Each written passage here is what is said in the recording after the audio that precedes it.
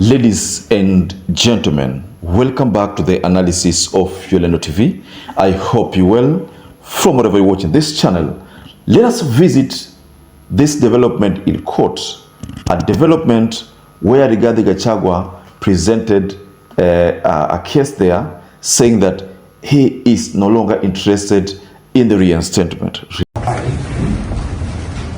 Wishes to place it on record that he does not wish to pursue any prayers or declarations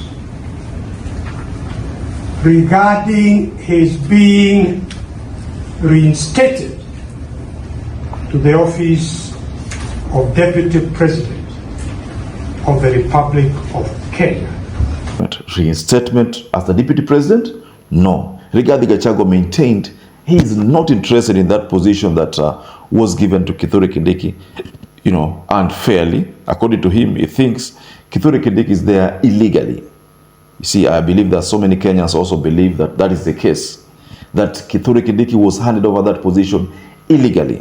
So when the High Court, or the Court of Appeal, ruled that Gachagua, ile tume ambayo ilitengenezwa, ile panel ilitengenezwa na mtu ambaye alikuwa hafai kutengeneza, and that was Philomena Mwilu. When that ruling was delivered, Gachagua's side had some sigh of relief, and for once it appeared as if Gachagua had won. But then when Martha Koome, who was directed by the courts to empanel another bench to listen to Gachagua's issues, picked the same judges who had made a ruling that did not favor Rigathi Gachagua. Personally, I figured that the best thing that Rigathi Gachagua's insiders can do is to advise Rigathi Gachagua to just withdraw his push to have himself reinstated. In fact, how was Rigathi Gachagua going to work with William Samoei Ruto, even if he won in the courts?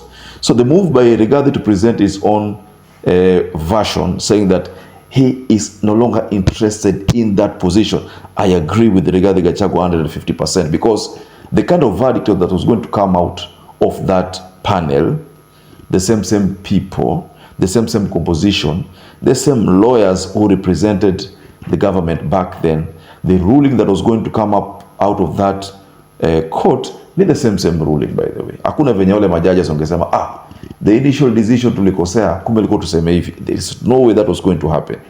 Second, I figured that since Martha Koome picked the same judges, most likely Martha Koome could have instructed Philomena Mwilu to pick those judges. So what Martha Koome has done ni kucheza na akili ya Rigathi Gachagua, kusema kwamba basi ulikuwa unasema kwamba yule hafai kuchagua, basi mimi nimekuchagulia hao, sasa nenda ukapambane nao. So Rigathi has made the right move. I agree with Rigathi Gachagua. Just pull out. No, just don't fight for this position ambayo hautapewa. There was no way Rigathi was going to get that position back after the statements he had made about Ruto, and after the statement Ruto had made about Rigathi. There is no way they were going to forgive each other, even though we know that there is no political enmity ambayo inakaa sana. Always political friend today becomes your political enemy tomorrow. Your political enemy tomorrow becomes your political enemy the day after tomorrow, friend the day after tomorrow. So let us focus on this statement from MUITE. But first and foremost, please support this channel by liking this video to enable you to share this video to many people. Subscribe to our channel if you are not subscribed before, and to our existing subscribers, thank you so much for your support. First and foremost, this is what Paul MUITE informed the courts about. Because instead of challenging the impeachment, Rigathi opted to challenge the legality of his removal from office and to be awarded compensation for the term he says he was unjustly cut short. You see, if the courts say that Rigathi, ulionewa, ulikuwa usitoke office, then Rigathi will seek compensation for that period, most likely for 5 years, you know, and then full benefits will be awarded to him. Rigathi shall have benefited, atakuwa amepata full award na hayuko kazini if he wins in the courts. And that is what Paul MUITE is pushing for. So this is what Paul MUITE said. The petitioner wishes to... Lord, permit me to mention that this honorable court is aware of cases where a lady is wrongfully terminated from employment for declining to give in to certain types of unwelcome harassment and seeks damages instead of reinstatement to a toxic environment. That is analogous to the situation the second Deputy President of the Republic of Kenya finds himself.